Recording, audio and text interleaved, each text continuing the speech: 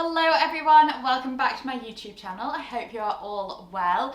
Today I have a what not to buy video. Things to avoid that mean less money wasted, less time wasted when you are looking to buy things, and just all around making your wardrobe a better and easy place to get dressed in the morning. Before we begin, I'll mention that this shirt is from And Other Stories, really nice dark grey denim shirt. I actually kind of prefer this to a blue denim shirt, I think. And I feel like my hair's going a bit Farrah Fawcett vibes today, and it's slightly unintentional, so just bear with me with the hair. I feel like I'm not sure how I feel about it. And of course I'm wearing all my jewellery from my collection with North School Woman. So this video is going to be 7 frequently bought things that you don't need. So number 1 will come as no surprise, and that is, for one, too many trend pieces. I'm all for updating your wardrobe with 1 or 2 subtle trend pieces, but when you have a wardrobe full of trend pieces, you will find that, for one, you can't really place them together that well because you need those fundamental basics in your wardrobe to actually piece your outfits together.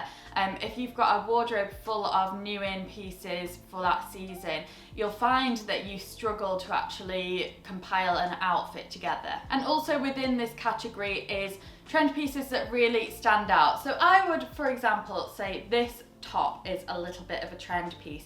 However, the reason I've gone for it, did I mention it was from And Other Stories? I'll link it below.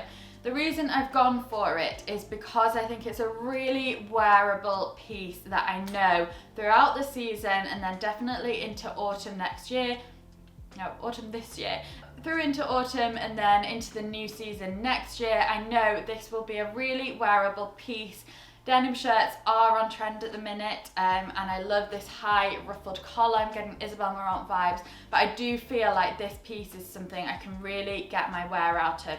It's a basic, it's almost borderline a classic piece, but it's just got an element of trend. So if you do want to invest in a trend, make it something like this and don't buy too many of them. Number 2, I know not everybody will like this, but it's not buying too much colour. Now, I am for colour every now and again, but again, you'll find that when you come to your wardrobe and your whole outfit is full of colour, it's really hard to bring an outfit together. Now, I do really like pairing colour with colour. So for example, wearing a dual toned green with a dual toned blue. I really like that combination.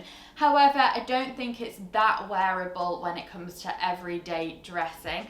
Some people may differ, but I think if you have a wardrobe full of colour, it will be hard to piece things together. So make sure you invest in some of those plain things that really can bring everything together. And then, just like the trend things, you can inject some colour as you wish. But I think buying too much colour is something I avoid, and I think I've done this in the past, and again, it just doesn't work out well. So yeah, plain colours to bring everything together. Number 3 is buying too many patterns that aren't classic patterns. So classic patterns to me are stripes. I don't even really consider that as a pattern.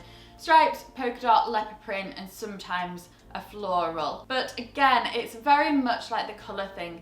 If you find that your wardrobe is full of patterned pieces, the challenges of getting dressed in the morning just become so much more, and I think you'll find that your wardrobe isn't that wearable. I'm all about restyling pieces, re-wearing them, getting the most one for your money, better for the environment, but getting the most out of your wardrobe and really being able to access it all. And I think that too much pattern doesn't lend itself to doing that. By all means, all of the things I'm mentioning here, feel free to buy them, but I'm saying don't overdo it on these items. Number 4, you may have heard me talk about this before, but I avoid now buying Magpie pieces. Now, Magpie pieces are what I describe as things that you're attracted to straight away.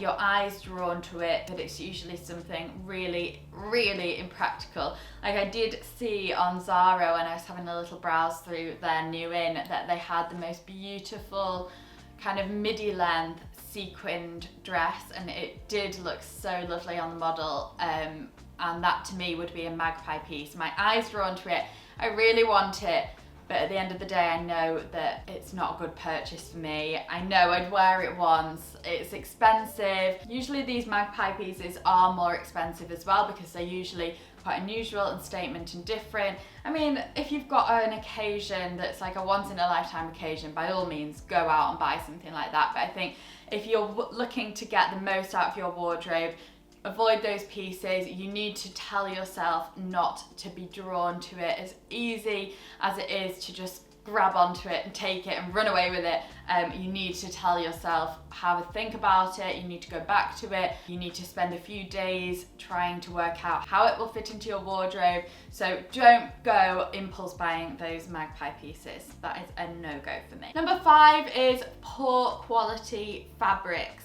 Now, sometimes you do have to spend a little bit more on a really nice fabric, not always though. I know H&M are putting out some really nice quality pieces at the moment, particularly in their conscious range. Somewhere like Uniqlo, again, is a bit more affordable. And then you've got places on the high street like Arket and Other Stories, for example, that do really go for that slightly better quality in general.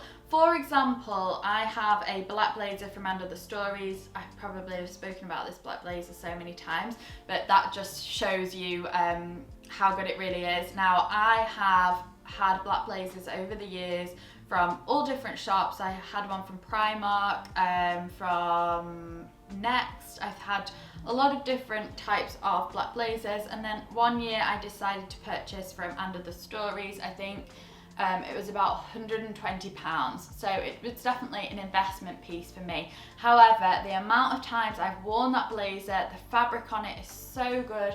You can tell the quality. I think particularly with a blazer, you can really tell poor quality. It's got that feel to it. I don't know, I'm sure you know what I mean, but this blazer really was worth that investment for me. So avoid buying those cheaper fabrics because they'll just cheapen your whole outfit, your whole look. I don't necessarily mean buy something expensive, but I mean avoid fabrics that look cheap. I'm sure you know what I mean, but anything that's really polyester, it's got a certain feel to it and you can easily avoid that look. So steer clear of those poor quality fabrics, and if you want to, maybe invest in something timeless that you know you'll get your wear out of. Number 6, a frequent thing that people do is buy a lot in the sales. Now usually sales actually fall at the end of the season, so realistically there's not really that much you're going to be needing at the end of the season. The only time I recommend buying things in the sale is things like a classic coat, something that is more expensive, like we were talking about the fabrics, investing in a good quality fabrics, a timeless blazer, a coat that you know you'll get your wear out of year after year, a good pair of boots, again timeless style, things like that. However, most people in the sale just end up picking up anything that they see in their eyesight. I know I sometimes get so overwhelmed, particularly when the shops are open, soon to be open here, but when the shops are open and you're just kind of running around picking things up, you actually find you don't wear any of those things. And I think if it is a trend piece, the time to buy it is at the beginning, very early on in that season.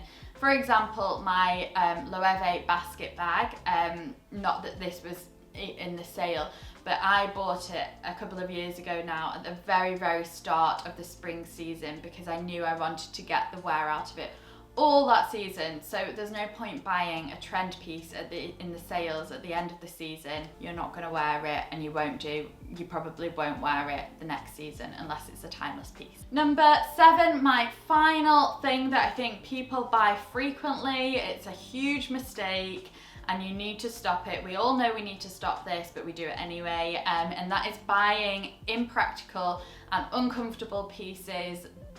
It's just a no-go. It's one of those things, we probably all harbour pieces, usually shoes, in our wardrobes that are so uncomfortable, they're really impractical, you basically never wear them, and it's a huge waste of money and space in your wardrobe. So always make sure, I know it's hard, sometimes we're really drawn to pieces that we like, but if it's not comfortable and it's not practical, then you will wear it probably once and then never wear it again. So it's best to cut ties with it straight away, send it back, don't wear it, don't keep it in your wardrobe. it's just not good. For example, a little crop top you might want to wear to go out once.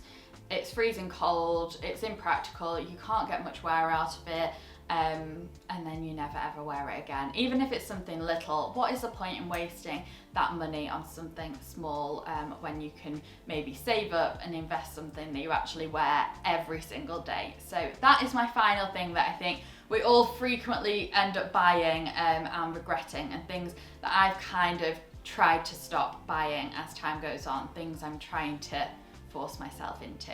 So I hope you enjoyed those tips. Let me know below if you did. I hope they were quite useful for you. And don't forget to subscribe if you like my videos. Always leave me suggestions with things you'd like to see, any styling tips, etc.